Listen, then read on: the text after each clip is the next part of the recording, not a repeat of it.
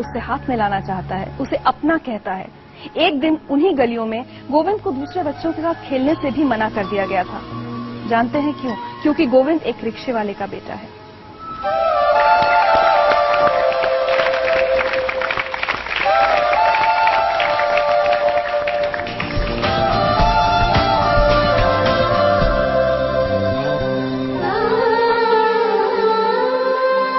गोविंद, वो दिन जब आप छोटे थे और आपको गली के दूसरे बच्चों के साथ खेलने से मना कर दिया गया था, आज भी याद है आपको वो दिन? शायद वो मेरी जिंदगी का सबसे टर्निंग पॉइंट साबित हुआ था।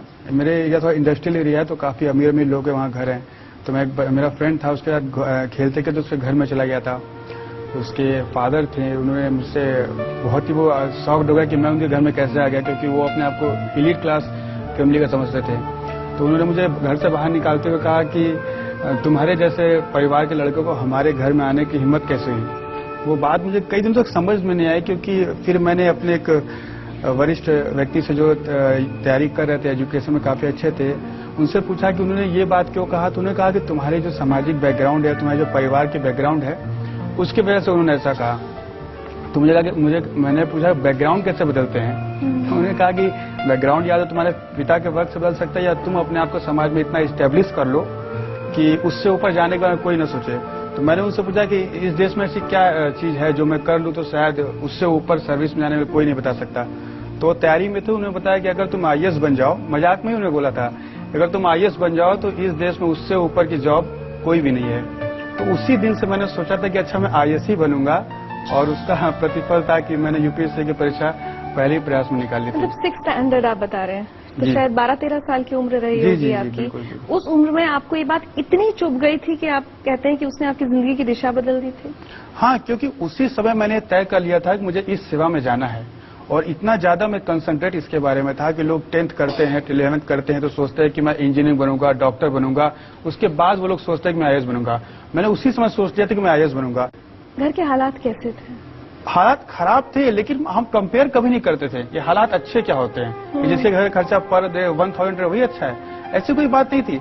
लेकिन हाँ, प्रॉब्लम्स बहुत आती थी, खास करके कि हम लोग एक ही रूम में रहते थे, 5 लोग थे एक ही रूम में, मतलब खाना बनाना सभी काम एक ही रूम में होता था। तो माहौल बहुत ज्यादा टिपिकल था, जिसकी वजह से प्रॉब्लम काफी आती थी। दूसरे बच्चों को देखकर कॉम्प्लेक्स भी होता था कि मैं इन जैसा क्यों नहीं हूँ, या मेरे पास इतनी फैसिलिटीज क्यों नहीं है? होता था कभी कभी। कोई बच्चे का मन जो 7th 8th में पढ़ता है, उसके मन में आ ही सकता है कि मेरे पास अच्छे कपड़े हों, जो हमें साल भर में एक बार मिलते थे होली पर। कई लड़कों को हर साल 3, 4, 5 तक मिलते थे। तो होता था, लेकिन छोटी छोटी बातें ही तो ज्यादा पिंच करती थी कि मुझे आगे और बढ़ना है, और पढ़ना है, और पढ़ना है।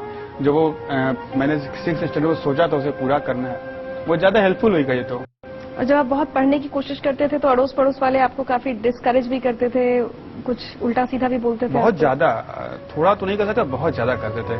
क्योंकि मेरी सिस्टर ममता जी, जिन्होंने पढ़ाई की नींव रखी घर में, लोग बहुत उन पर पिंच करते थे कि तुम्हें तो बर्तन धोना चाहिए दूसरे घर में जाकर, तुम पढ़ने के बारे में कैसे सोच सकती हो। हमें भी सोशल काफी लोग डिस्करेज करते थे कि पढ़ लिख के ज्यादा क्या होगा, एक रिक्शा या 2 रिक्शा रख लोगे, तुम भी चलाओगे दूसरे चलवाओगे। गुस्सा नहीं आता था गोविंद? आता था, लेकिन कर क्या सकते थे। या तो हम उसको उसी में निकालते लड़कर और अपनी स्थिति को वीक करते, या उसी एनर्जी को बचा कर रखे तो एग्जाम में लगाते।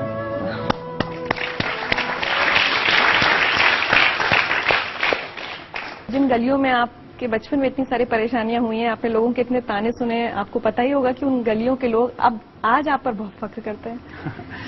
कई लोग कहते हैं कि हमें पहले से पता था कि हो जाएगा। जबकि ऑब्वियस था कि लोग कहते थे कि इस परीक्षा में कोई निकल ही नहीं सकता था, क्योंकि हम 100% दावे के साथ कहते हैं कि उनमें से कोई किसी आईएएस ऑफिसर के साथ मिला भी नहीं होगा आज तक। नहीं मिला होगा। दिल्ली जब आप आए, आईएएस के लिए कोचिंग करते हैं बच्चे, बहुत खर्चा होता है, दिल्ली आकर रहते हैं छोटी छोटी जगहों से, यहाँ अपने खर्चे बड़े शहर के बहुत सारे होते हैं, वो सब कैसे मैनेज किया? मेरे फादर के पास थोड़ी जमीन थी, उन्होंने उसको बेच दी स्टार्टिंग, लेकिन हम दिल्ली जाएं तो हमें स्टेब्लिश होने में या कुछ करने में कम से कम 1-2 महीने की जरूरत पड़ेगी, क्योंकि हम किसी को जानते नहीं थे यहाँ पर। सबसे छोटी छोटी गीता दीदी, उनकी इकोनॉमिक से थोड़ी ठीक थी, तो वो अपने ससुराल वालों से लड़के मेरी सपोर्ट करती थी, क्योंकि विश्वास तो किसी को नहीं था, केवल मेरी सिस्टर्स को छोड़कर। आपने बहुत खुद के लिए बहुत परेशानियां सही, टिफिन आप आधा खाते थे एक दिन में, हर चीज बहुत बचा बचा कर आप पैसे खर्च करते थे कि ज्यादा पैसा खर्च ना हो जाए। जो हमारी परेशानी थी कि हमने हाफ टिफिन किया, या एक बार तो था कि हम 150 रुपया महीना ही केवल बचा था, मतलब खाना के देने के बाद जो 2 टाइम हाफ खाते थे उसका 150 था कि दोनों टाइम अब चाय भी हम संभव नहीं था कि पी पाए, क्योंकि दिल्ली में 4 रुपए का 1 कप चाय होता है, तो इतना भी मेरे पास नहीं था कि हम दोनों टाइम चाय पी पाते। लेकिन इससे क्या फर्क पड़ा, हम और मजबूत हुए उभरे ना। और हमारी परेशानी थी, हमने उसको सॉल्व करने की कोशिश किया। उसका फिजिकल प्रॉब्लम बहुत झेलना पड़ा, बहुत कमजोर हो गए, बहुत बीमारियां हो गई, बट मेंटल बहुत हम टफ हुए उससे। सुनवाते हैं आपको। मैंने उसको पहली बार देखा जब वो हमारे एग्जामिनेशन ओरिएंटेशन कैंप में आया। हर हमारे सेशन के बाद वो 5 से 10 मिनट एक्स्ट्रा लेता था, क्योंकि उसके 4 से 5 सवाल एक्स्ट्रा होते थे, और जब तक वो सेटिस्फाई नहीं होता था वो छोड़ता नहीं था। मुझे कई बार ये लगता था कि विद्यार्थी इतना झक्की क्यों है, ये वास्तव में इंटरेस्टेड है या दिखाने में इंटरेस्टेड है। अब इसका अंदाजा लगाना उस समय कठिन था। मेरी उसके लिए बहुत बहुत शुभकामनाएं हैं। गोविंद जायसवाल का कहना है कि आज वो जो कुछ भी है उसका सारा श्रेय उनके परिवार को, उनके पिता को, उनकी बहनों को जाता है। उनका परिवार उनके लिए क्या सोचता है ये हम जानेंगे एक छोटे से ब्रेक के बाद। जिंदगी लाइव में आज हमारे साथ हैं गोविंद जायसवाल। बनारस में एक कमरे के घर में पले बढ़े, पड़ोसियों के ताने सहे, गरीबी देखी लेकिन हिम्मत नहीं हारी, और उसी की बदौलत आज वो एक IAS ऑफिसर हैं। आज आप जो कुछ हैं, जिस मुकाम पर पहुंचे हैं, उसके लिए किस किस को शुक्रिया कहना चाहेंगे, धन्यवाद कहना चाहेंगे? मेरी सिस्टर्स हैं ममता दी और गीता दी। ममता दी तो पता नहीं किस जन्म का पुण्य था कि ऐसा मिला था कि जब हम इंटरव्यू देने जा रहे थे UPSC का फाइनल एग्जामिनेशन था, तो वो प्रेग्नेंट थी, उनको कॉम्प्लिकेशंस कुछ आ गई थी, और मेरा इंटरव्यू था अप्रैल में, तो उन्हें डॉक्टर ने चेकअप के लिए बोल दिया था। लेकिन उसके बावजूद भी वो हमें दे दी पैसा, 5,000 कपड़े और जूते खरीदने थे इंटरव्यू के लिए। तो लोगों ने पूछा क्या करो, क्या नहीं, उसका रिजल्ट आएगा 14 मई को ना, उसके बाद हम करवा लेंगे। वो विश्वास हम टूटने नहीं देना चाहते थे, और उसी की मतलब बदौलत था कि UPSC ने हमें 70% मार्क्स दिए थे, जो ऑल ओवर इंडिया हिंदी माध्यम में सर्वोच्च मार्क्स थे। तो और उन अभावों को सबसे ज्यादा धन्यवाद देना चाहूंगा जिन्होंने मुझे सबसे ज्यादा शक्तिमान बनाया। गोविंद, आज ममता दीदी आपसे कुछ कहना चाहती है। गोविंद शुरू से बहुत मेहनती था, पढ़ने लिखने में वो हमेशा फर्स्ट क्लास आता था, और आज जो भी किया है सिर्फ अपनी मेहनत से और अपने विश्वास से किया है, और सबकी मदद तो अपनी जगह पर है। लेकिन उसका कहना था कि दीदी अभाव के प्रभाव से व्यक्ति बहुत कुछ कर सकता है।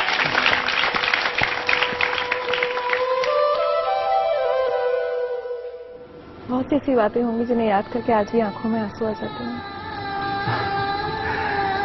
हाँ, अब जिंदगी ही अब चूंकि संघर्षपूर्ण रहती तो उसको देखकर आंसू आ ही जाते हैं, बट लगता है कि आदमी अगर प्रयास करे तो कोई चीज असंभव नहीं रह गई है। पिताजी ने जब रिक्शा बेचा, वो एक तो उनके अंदर बहुत बड़ी खासियत है कि वो बहुत सिंपल पर्सन है, और वो कभी भी हमको गाइडेंस नहीं दी, इसलिए क्योंकि वो कहते थे कि हमें जानकारी नहीं है और अपनी जानकारी को हम तुम पर इम्पोज नहीं करेंगे। तो कहते जितना हमसे मैक्सिमम हो पाएगा, क्योंकि उनको तो 4 साल से पैर में सेप्टिक हो गया था, तो वो चल नहीं पाते, तो उनके पास 3-4 रिक्शा थे जिसके बल पर वो किराए पर दे देते थे। लेकिन कभी कभी एक साथ में पैसे की जरूरत पड़ जाती थी, तो उन्होंने कहा कि क्या हुआ, जो चीज है तुम्हारे लिए तो है, चाहे किसी के पास 2 लाख 4 लाख रहता है, हमारे पास 2-3 रिक्शा है, वो तुम्हारा ही है, तो उसको भेज देते हैं।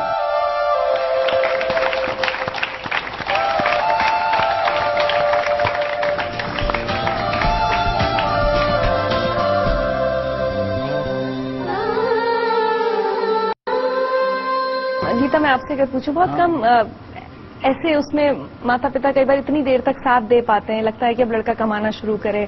आप लोगों को कभी लगा कि आपके पिता ने बहुत ज्यादा साथ दिया आप लोगों का? हाँ, मतलब साथ तो बहुत दिए, क्योंकि इनकी वो जो कैपेसिटी किसी तरह थी नहीं, फिर भी अंदर से कभी कभी इनका मनोबल टूट जाता था, तो हम लोग सपोर्ट करते थे कि नहीं, मतलब एक चांस तो देना ही चाहिए। आप बहुत होशियार थे, आपने बहुत मेहनत की थी, तबियत अपनी खराब कर ली थी, सब कुछ किया था, लेकिन आज भी ये ख्याल आकर रूह कांपती होगी कि अगर सिलेक्शन नहीं होता तो उस दिन क्या होता। 14 मई को आपका रिजल्ट आया। सच पूछे तो हम इसका आंसर दे रहे हैं, गोविंद का तो कुछ होता नहीं, लेकिन न जाने कितने लोग मर गए होते, मर जाते थे बता रहे।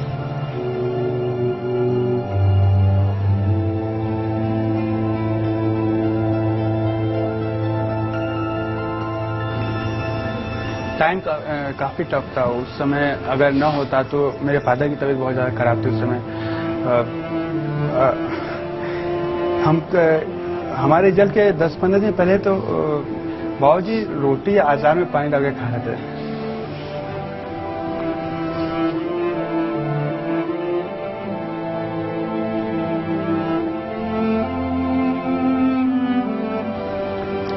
तो ऐसे सोचे कभी नहीं, बट न होता तो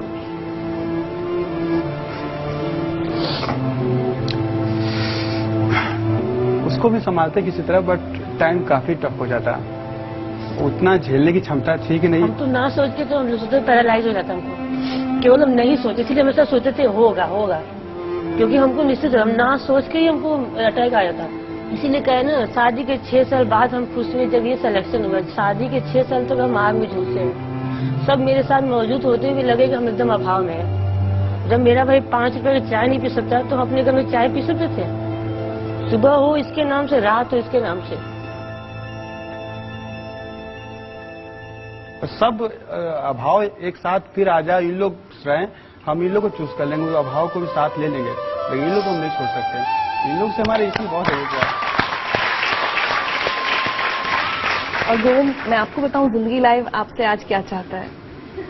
हम चाहते हैं कि आप अपनी कहानी लिखें, वो सब कुछ लिखें जो आपने देखा है, आपने सहा है, और ऐसी कहानी लिखें जिससे देश के ढेर सारे बच्चे जिन्हें बहुत सारी चीजें नहीं, बहुत सारे सुख नहीं मिल पाते हैं, वो आपसे सीख ले सकें। और इसके लिए हम आपके लिए एक छोटा सा किस्सा लाए।